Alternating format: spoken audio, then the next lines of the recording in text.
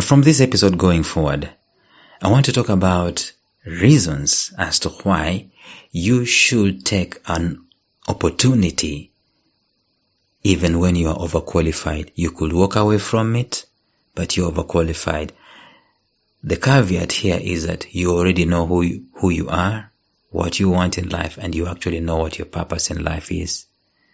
And someone comes and they give you an opportunity which is a far cry from what you are worth and maybe what you envisage you'll be doing in life, right?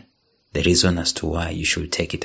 From today's episode going forward, I'm going to give you 4 or 5 reasons in different episodes why I think you need to take that opportunity. So stay tuned.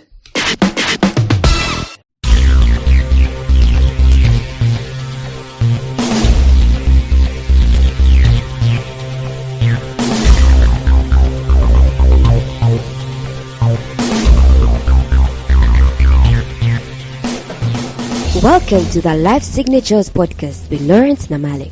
Lawrence is a life coach, author, and keynote speaker who loves to tackle different topics on purpose, productivity, and resilience. His mission in life is to awaken all your boundless possibilities available in you.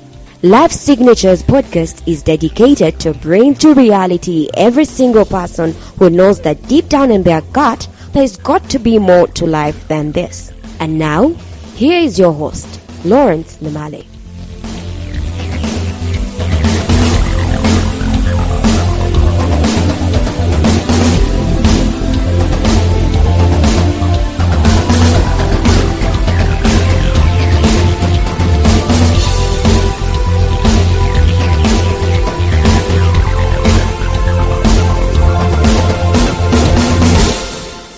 Immediately after college or high school? College, yes. Immediately after college. And remember, by the way, this college I'm talking about is a 2-year course because I missed the opportunity to go to university for different reasons. I was a sharp guy and I just joked around in high school. I got a B- instead of a B. I missed university by 2 points. I was supposed to get 65 points. I got 63. And so I didn't get the course that I needed to take and so on and so forth. And so what happened is that I found myself in a college, and I did my best in that particular college, and I got out of it with a high diploma in management information systems. And so I'm home, jobless. Actually, not even my home. A family friend's home just took me in so that I can sort out, I can figure my way out as I wait. So what happened? What happened to me? What happened is that I was jobless, but I was enrolled at a job searching bureau. These are guys who will send their tentacles around, and if they get you a job, you're going to give them part of your salary, first salary. And that's the agreement. And so what happened is that a job comes, and I rushed there like a madman. I was so happy. And I'm given a small interview by these guys, and they specifically wanted someone who has computer knowledge, right? And then after I passed that interview, because I had a diploma in management information systems and I'd done computers and so on and so forth, they take me to a cellar upstairs, darkened, dusty, right? My responsibility did not involve any computer at all. My responsibility involved getting the recycle bins of these guys, the physical recycle bins, and just scurrying around in them looking for phrases in some of the papers. Because someone had sued them or they were suing someone and they were looking for evidence.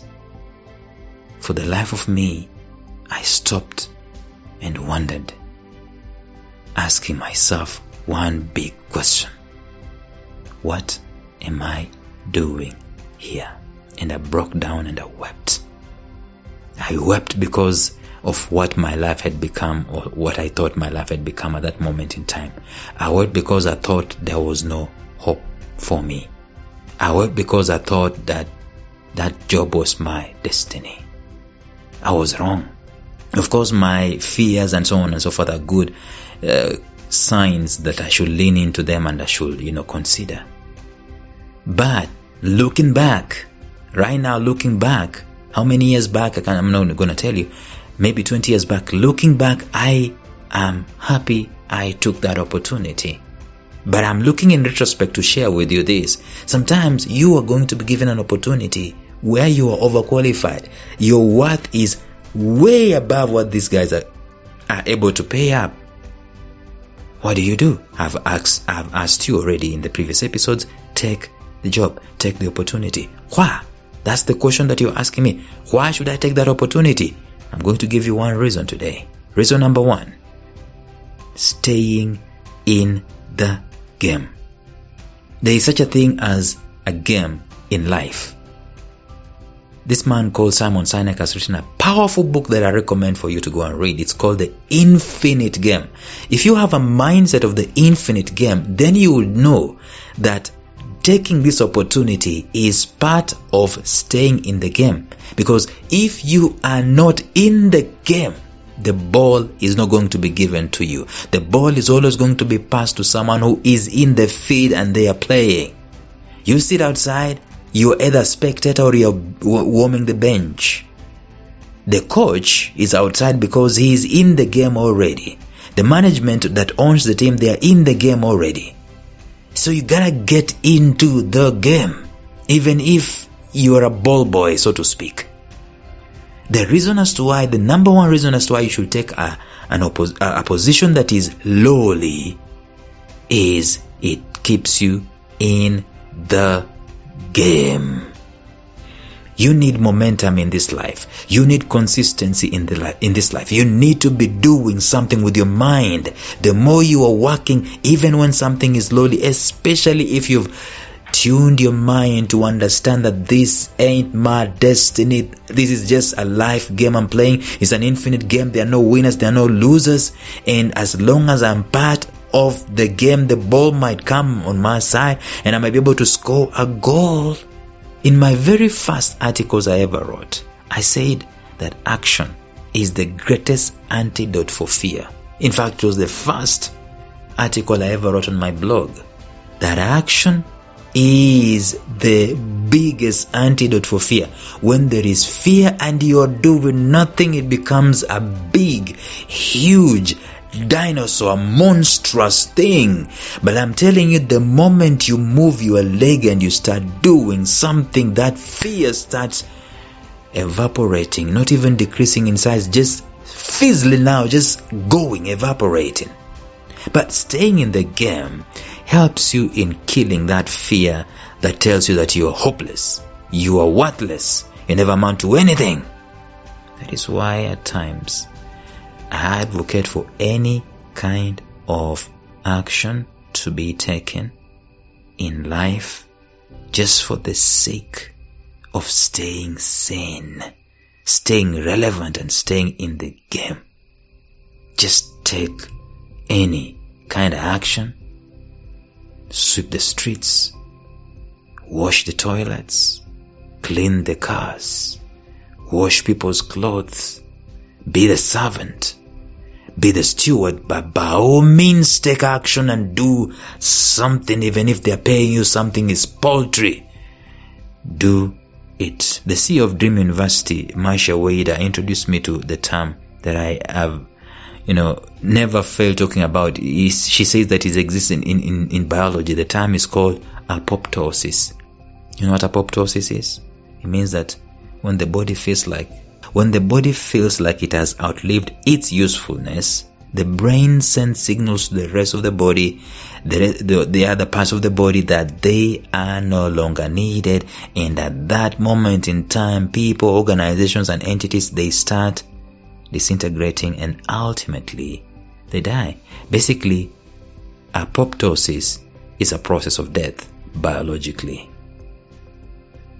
Entropy, you know what entropy is? The law of entropy. It says that if you leave something, and this has happened to me before, if you leave something unattended to, it disintegrates. But the more it is in motion, the more it works. The car I'm driving, it was left for maybe 2 years in a garage. When you got out of the garage, the gearbox wasn't working.